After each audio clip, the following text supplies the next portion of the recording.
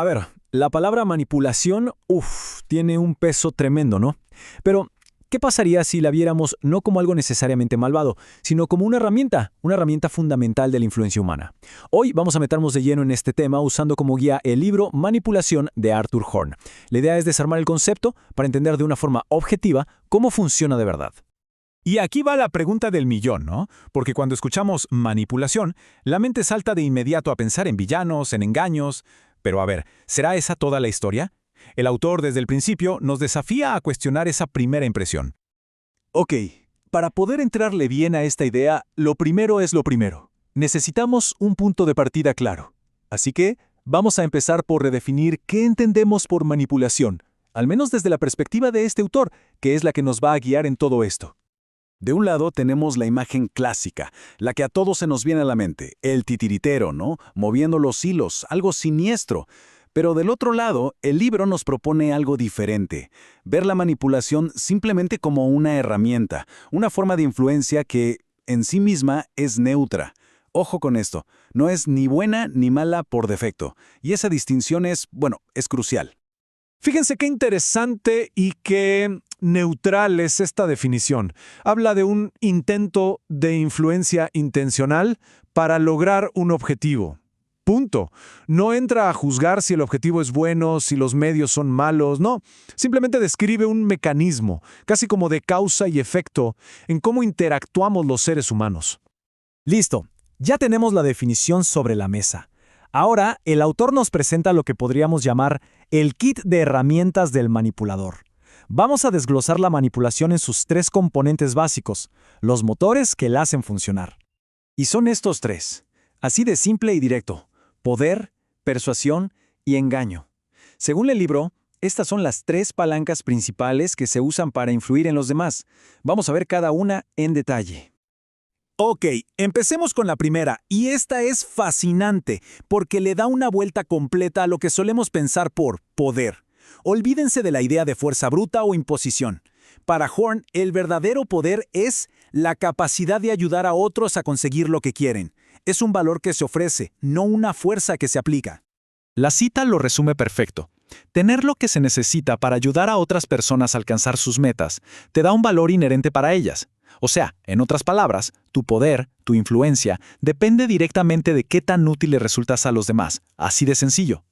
Bien, la segunda herramienta, la persuasión.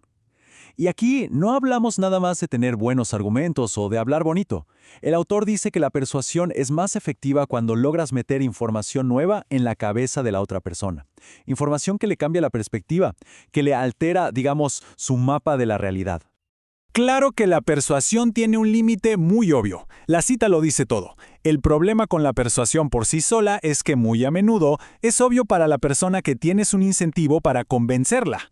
Y claro, cuando el otro se da cuenta de que hay un interés propio, ¡pum!, se levantan las defensas. Y esto nos lleva, como es lógico, a la tercera herramienta. Y esa es el engaño.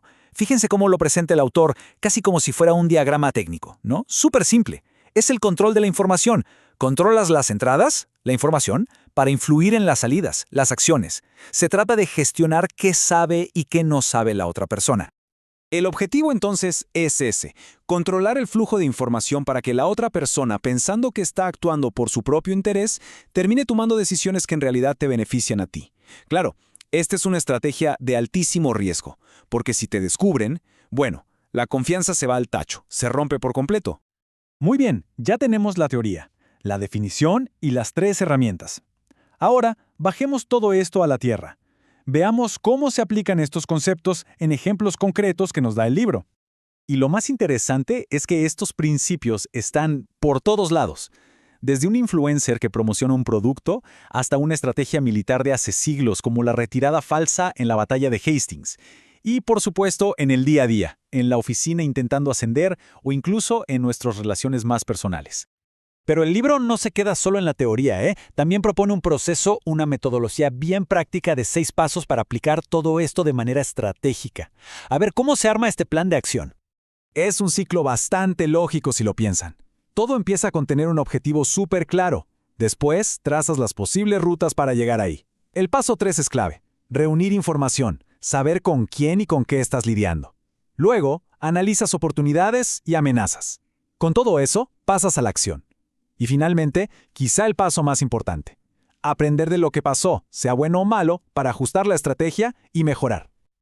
Ok, ya casi terminando, la pregunta que cae de madura es, y bueno, ¿para qué sirve saber todo esto? Según el autor, dominar estos conceptos no es solo para aprender a influir, sino que da una ventaja fundamental en la vida. Y los beneficios, según el libro, son dos principalmente. Por un lado, claro, da herramientas para ser más eficaz consiguiendo lo que quieres. Pero, y esto es quizá lo más importante, provee un escudo. Sirve para defenderse. Y este es el punto clave de la autoprotección. La mejor defensa, como dice el autor, es entender el ataque. Al comprender cómo funcionan estas mecánicas de influencia, es muchísimo más fácil reconocerlas cuando otros intentan usarlas con uno. Es como tener un radar encendido. Y la cita final lo deja clarísimo.